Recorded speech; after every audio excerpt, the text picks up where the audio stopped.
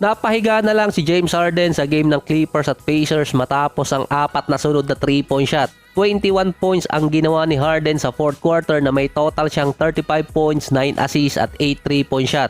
Umabot na ng 8-game winning streak ngayon ng Clippers.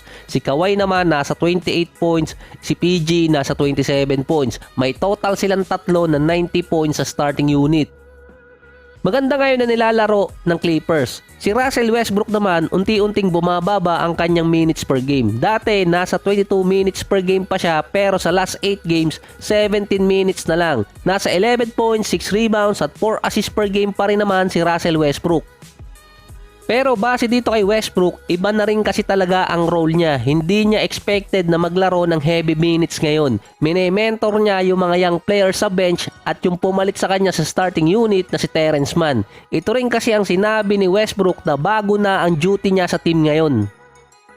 Sa 6-man position ng Clippers, andun si Norman Powell. Nasa almost 13 points at 43% sa 3-point area. Si Westbrook naman yung kapalitan ni James Harden sa point guard position na silang dalawa ni Powell yung reinforcement mula sa bench.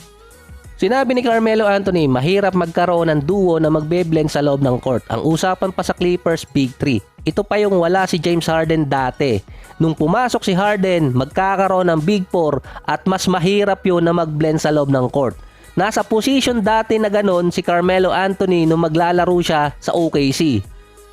Dito nga pumasok na ang nilagay na Big 3 nila ngayon, si Harden, Kawhi at PG, na nananalo sila ngayon na kailangan nilang alisin yung pride nila. Sinabi pa ni Melo na persahang binigay ng Clippers ang role ng 6-man dito kay Russell Westbrook. Na kailangan pa yung matutunan ni Russell Westbrook. Dating magkasama si Carmelo at itong si Westbrook sa Lakers. Ang nangyari noon, nung last season, si Westbrook nilagay talaga ng LA sa 6-man position. Pero dito sa Clippers, mismong siya ang humiling or pumiling ilagay siya sa second unit. Magkaiba yung senaryo ni Westbrook sa Lakers at dito sa Clippers. Sinabi rin kasi ni Westbrook sa tagal niya sa liga na intindihan niya ang true sacrifice at alam niya kung anong ibig sabihin nun. Pati na rin ang importance na makakabuti yon sa team. Naiba din kasi talaga ang pananaw ni Westbrook. Dati nung tinatanong siya kung magiging okay pa rin ang karir niya kahit hindi manalo ng championship, ang sagot lang doon ni Westbrook, magiging okay lang siya at life must go on. Dito naman sa Clippers, kaya niya mas piniling maging off-the-bench player or 6-man or sabihin nating mentor na din sa mga batang players dahil ang goal niya ay manalo ng championship kasama yung goal ng tatlo nilang kasamang player pa, si Kawhi, PG at si Harden. So hindi na siya katulad ng dating lalaro lang. Iba na ang perspective ni Russell Westbrook ngayon.